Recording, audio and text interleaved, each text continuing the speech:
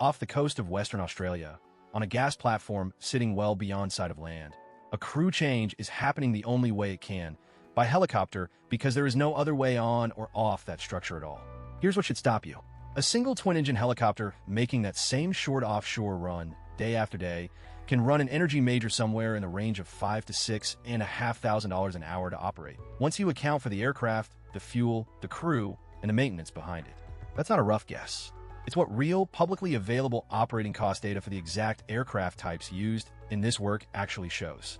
Multiply that across years of multi-year contracts covering dozens of flights a week, and you're looking at one of the more expensive, least visible line items in the entire offshore energy budget. One most people watching this video have never once thought about. And here's the part that makes this a genuine economic story rather than just an expensive commute. The number of companies capable of legally providing this service in Australia has been shrinking, not growing, even as the money at stake keeps climbing. A market that once had 3 major operators competing for this work now effectively has 2, and it nearly became 1 before a foreign regulator on the other side of the planet stepped in and stopped it. By the end of this video, you'll understand why so few companies can actually do this work, the real regulatory and safety barriers that keep it that way, and a 2022 decision by that competition regulator that ended up reshaping who flies this route today. To understand why this market works the way it does, start with the basic physical reality of an offshore gas platform. Western Australia's major offshore gas developments, the Northwest Shelf, Scarborough, and similar projects, sit far enough from the coast that a boat-based crew change becomes impractical for routine, frequent rotations. A supply vessel might take many hours to cover a distance a helicopter clears in a fraction of that time. And unlike a boat, a helicopter isn't at the mercy of swell height or sea state on the day of a scheduled crew change. Workers typically fly out for a fixed rotation, commonly 2 or 3 weeks on the platform, then rotate back to shore, and every single one of those movements, plus emergency medical evacuations, equipment deliveries, and inspection support, has to happen by helicopter. That single fact turns helicopter transport from a convenience into a piece of critical infrastructure, no different in kind from the platform's own power generation or its safety systems.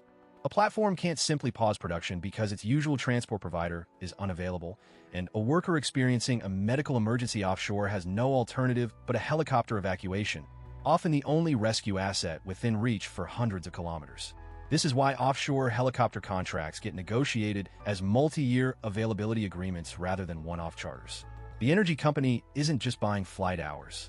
It's buying the guarantee that a specific aircraft, crew, and base will be ready every single day for years of stretch, regardless of how many flights actually happen in any given week. Insurance against exactly the kind of disruption that would otherwise shut an entire offshore project down. Not just any helicopter can do this work, and the aircraft themselves are a meaningful part of why this market has so few real competitors. Offshore crew transport in Western Australia runs almost entirely on twin-engine helicopters, primarily the Leonardo AW139 and, on longer routes, larger types like the Sikorsky S-92 and Airbus H-175. Industry analysts estimate roughly a third of all AW139s in service worldwide are deployed specifically into offshore oil and gas crew transport, making it something close to the industry standard aircraft for exactly this job. A new AW139 costs somewhere in the range of $10 to $14 million. A new S-92 runs closer to 20 to 30 million before an operator has flown a single passenger for revenue. Twin-engine redundancy isn't a luxury feature here.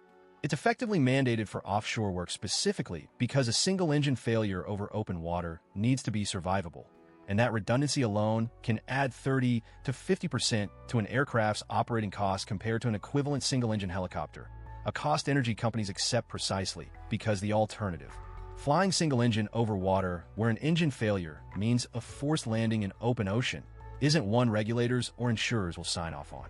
On top of the aircraft itself, every passenger boarding an offshore flight in this industry typically has to complete underwater escape training, a safety course teaching how to exit a submerged, inverted helicopter cabin, a requirement referenced directly in international offshore aviation safety guidance that Australian regulators draw on. That's not a one-time formality. Workers rotating out to a platform for years at a time have to keep that certification current for as long as their job requires offshore travel, adding an ongoing training cost that sits entirely outside the helicopter contract itself.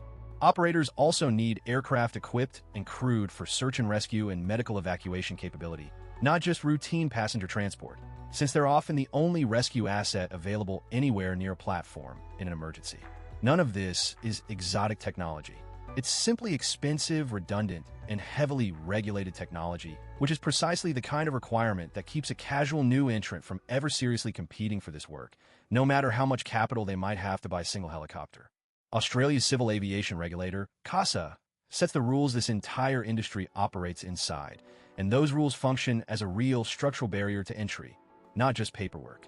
Commercial offshore helicopter operations in Australia fall under Part 133 of the Civil Aviation Safety Regulations, governing rotorcraft air transport operations specifically, with its own manual of standards covering everything from offshore landing site design to underwater escape training requirements.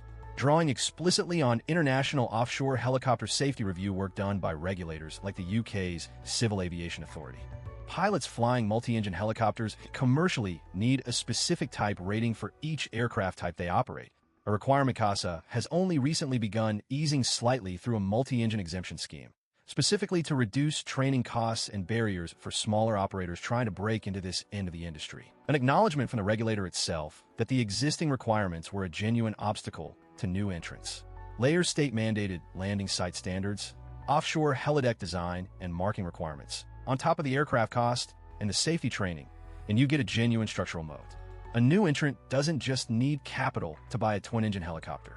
It needs trained, type-rated pilots, a certified maintenance organization, an approved safety management system covering emergency response, and a demonstrated operating history that energy companies, who face their own safety scrutiny for choosing a contractor, are willing to trust with their workers' lives. That combination is genuinely difficult to assemble from scratch, which is exactly why so few companies ever try, and why the ones that do usually arrive already carrying decades of experience from offshore markets elsewhere in the world rather than building a track record from zero inside Australia itself. Put real numbers next to this picture, and the scale of what's riding on a handful of helicopter contracts becomes hard to treat as a minor logistics detail. An aircraft costing 8 figures to buy before it's flown a single revenue flight. An operating cost running $5,000 to $6,500 an hour for every hour that aircraft is in the air across years of continuous contract coverage.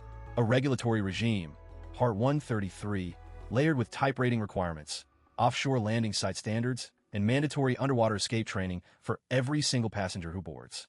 In a market that, within roughly a decade, went from 3 major operators competing for this work in Australia down to 2 and nearly down to 1 before a foreign regulator intervened to stop it. None of these figures exist independently of each other.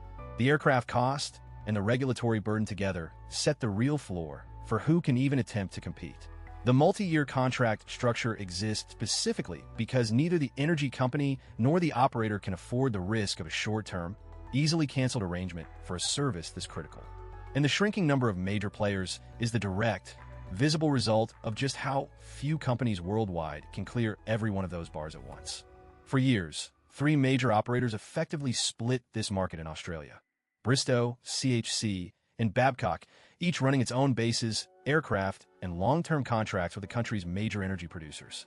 That changed first in the mid-2010s and after, when Bristow, active in Australia since 1967, steadily lost market share to CHC and Babcock and eventually withdrew from the country entirely, a genuine exit from a market it had operated in for decades. That left CHC and Babcock as the 2 dominant offshore helicopter operators in Western Australia, CHC running its main bases out of Broome and Karratha, having introduced the first S-92s and super-medium AW189s into Australian offshore service, and Babcock operating AW139s from its own Karratha hangar under contracts with companies like Santos. In 2021, CHC agreed to acquire Babcock's entire offshore oil and gas aviation business, spanning the UK, Denmark, and Australia, a deal that would have taken the Australian market from 2 major competitors down to effectively 1. The United Kingdom's Competition and Markets Authority opened a formal Phase 2 investigation into the acquisition and, in August 2022, ruled against it on competition grounds, specifically because of how much market concentration it would have created in markets the deal touched. Rather than proceed, the business was sold instead in 2023 to Ultimate Aviation Group, a South African company, becoming a new, separate competitor in the same Australian market CHC had tried to fully absorb. The consolidation story isn't entirely one-directional, and a more recent contract win shows these barriers, while real, aren't completely impossible to clear. PHI International, a US-based, that's a genuine new entrant securing a major long-term contract in a market usually described as a duopoly, proof that an operator with the right combination of scale, safety record, and specialized aircraft from elsewhere in the world can still break in, even if the list of companies capable of trying stays extremely short. Notice what made that entry possible, though. PHI wasn't a startup building a track record from nothing. It arrived already carrying decades of Gulf of Mexico offshore experience. Exactly the kind of demonstrated history a brand new company simply can't manufacture. That contract also illustrates something else about how this industry actually works. Energy companies don't typically shop around for a cheaper flight the way they might for other services. They're evaluating an operator's safety record, fleet type, base location, and demonstrated ability to sustain a multi-year commitment. Factors that favor established players precisely because a project the size of Scarborough can't afford a transport provider that cuts corners or folds partway through a decade-long contract. A cheaper competitor with a thinner safety record isn't actually a viable alternative in this industry, no matter what it might save on the invoice, which is exactly why price competition looks so different here than it does in almost any other transport market. Put the pieces together, and a multi-year offshore helicopter contract is built to solve a very specific set of problems for the energy company signing it, at a cost that reflects every one of them. It locks in an aircraft type, typically a twin-engine AW139 or larger, that meets the regulatory redundancy requirement offshore work demands. It locks in a base, often in a remote town like Karata or Broome, close enough to the offshore development to make routine crew rotations viable. It locks in trained, type-rated crews and an approved safety and emergency response system that took years to build and would take a competitor years to replicate from scratch. And it locks in availability, a guarantee that this exact combination of aircraft and crew will be ready every single day for years, regardless of week-to-week flight volume, which is precisely why these deals get negotiated in multi-year blocks instead of purchased flight by flight. None of that requires any single company to behave anti-competitively on any individual contract. It only requires a structure where the real barriers, the aircraft cost, the safety training, the regulatory approvals, and the years of operating history energy companies actually trust, are steep enough that only a handful of companies worldwide can seriously compete for this work at all, which is exactly why a market this essential still ended up this concentrated. So the next time you hear about a helicopter ferrying workers out to an offshore gas platform, remember what's actually sitting behind that flight. It isn't simply an expensive commute. It's a twin-engine aircraft that costs 8 figures to buy and thousands of dollars an hour to operate, flown by pilots who needed a specific type rating to be legally allowed near the controls, carrying passengers who had to complete underwater escape training before they were ever allowed to board, operating under a regulatory regime built specifically because there's no room for error this far from shore. And it's provided by one of the genuinely small handful of companies on Earth, in a market that recently went from 3 major operators to 2, nearly to 1, before a foreign regulator stepped in and forced a different outcome. That's the pattern worth remembering here. The helicopter was never really the expensive part. The years of safety history, regulatory approval, and specialized capability required just to be allowed to fly that route at all were. And that's precisely the kind of barrier that doesn't get cheaper just because the flight itself is short. A barrier steep enough that even a company as established as Bristow, with decades of history in the country, ultimately found it easier to leave the market than keep competing inside it.